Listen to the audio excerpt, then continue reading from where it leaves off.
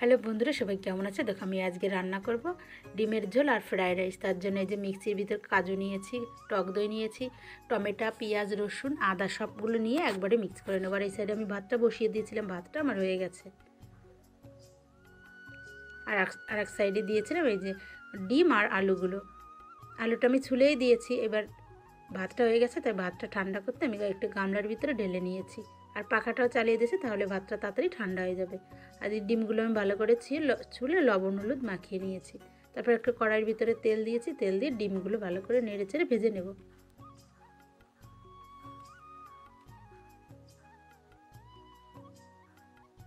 তারপরে ডিমটা তুলে ওর সেই তেলের ভিতরে আলুটা দিয়ে দিয়েছি। আলুটাও ভালো করে নাড়িয়ে চাড়িয়ে ভেজে নেব।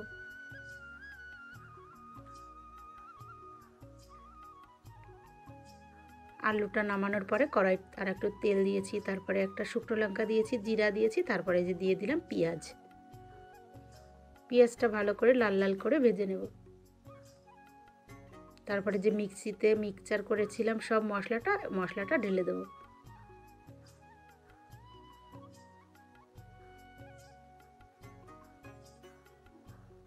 মশলাটা কষানো হয়ে গেছে, তারপরে যে আলুগুলো রেখেছিলাম সেই আলুগুলো ঢেলে দিয়েছি। আলুগুলো নাড়িয়ে চাড়িয়ে তারপরে জল দিয়ে দেবো।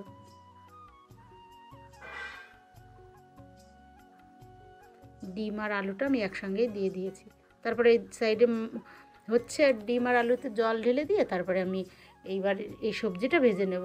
ফ্রায়েড রাইসের সবজিটা যে বিন আর গাজর আর ক্যাপসিকাম। কড়াইতে একটু দিয়ে দিয়েছি তেল, সাদা তেল, আর একটু ঘি দিয়েছি। তারপরে কিছু মশলা মানে লবঙ্গ, এলাচ এইসব দিয়েছি। তারপরে যে ঘি দিচ্ছি। এদিকে তরকারিটাও প্রায় হয়ে গেছে, ডিমের ঝোলটা। আর এই কড়াইটাও তেতে গেছে, এদিকে গরম হয়ে গেছে। তারপরে কড়াইয়ের ভিতরে সব দিয়ে ঢাকা দিয়ে দিয়েছি। এদিকে ডিমের ঝোলটা প্রায় হয়ে গেছে, নামিয়ে দেবো। আর এদিকে এই সবজিটাও ভাজা হয়ে গেছে, নরম হয়ে গেছে সবজিটা ভাজতে ভাজতে।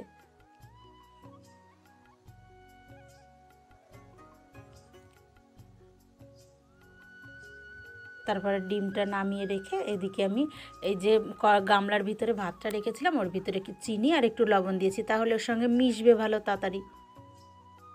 তারপরে যে ভাজা সবজিটা ছিল ভাজা, সেই সবজির ভিতরে ভাতগুলো ঢেলে দিয়েছি। ঢেলে ভালো করে নাড়িয়ে চাড়িয়ে নিয়েছি।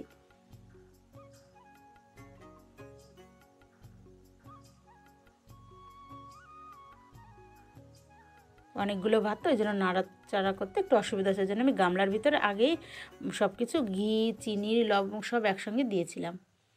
এদিকে ডিমের ঝোলটা পুরো হয়ে গেছে, এখন গরম মশলা দিয়ে নামিয়ে নেব।